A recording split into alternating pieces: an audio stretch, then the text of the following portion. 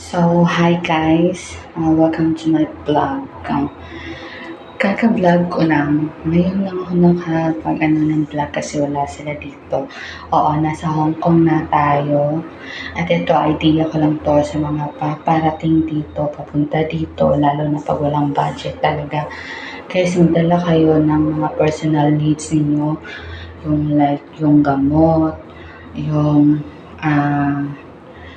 mga personal needs like shampoo, kahit mga maliliit lang na ml habang hindi pa kayo nakakabili.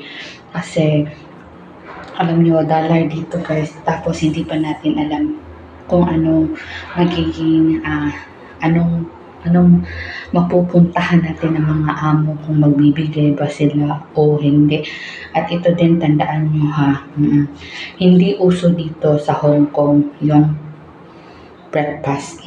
Merong hindi literal na rice na nagaya sa Pilipinas na yung breakfast natin sa itlog, may longganisa, may fried rice. Guys, dito wala. Oo, dapat sanayin niyo yung mga sarili ninyo. Tapos, kasi dito kape lang, kape at bread, may itlog, ganyan. Ito yung breakfast natin kasi yung mga amo dito, nag-noodles rice, noodles sa kanila, ibihon sa atin. Oo, dapat nyo sanayin yung mga sarili ninyo. Magdala kayo ng mga biskuit ninyo. Oo.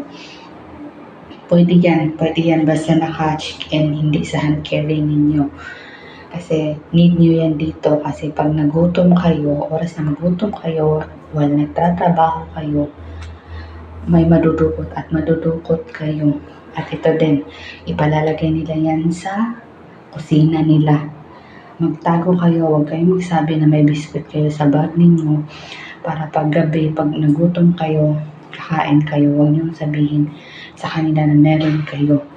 Oo, magdala din kayo ng mga gamot ninyo, tulad ng Biogesic, mga vitamins ninyo hanggat hindi pa kayo nakakalabas kasi meron talaga dito na kakarating mo pa lang tapos pinifix na yung day off mo, like ngayon dumating ka Sabado tapos yung day off mo Linggo, magdi-day off ka talaga niyan. Tapos diba mahihiya ka magsabi na pwede ba ako magstay dito sa room ko, dito lang ako, hindi ako lalabas kasi wala akong pera. Pero ito din na pag sinabihan kayo o binigyan kayo ng pera ng mga amo ninyo, magtanong kayo kung salary reduction ba yan, kasi may iba talagang amo na binigyan ka nga pero pagdating ng sahuran, salary deduction pala. I-follow nyo ko sa next vlog ko guys, mga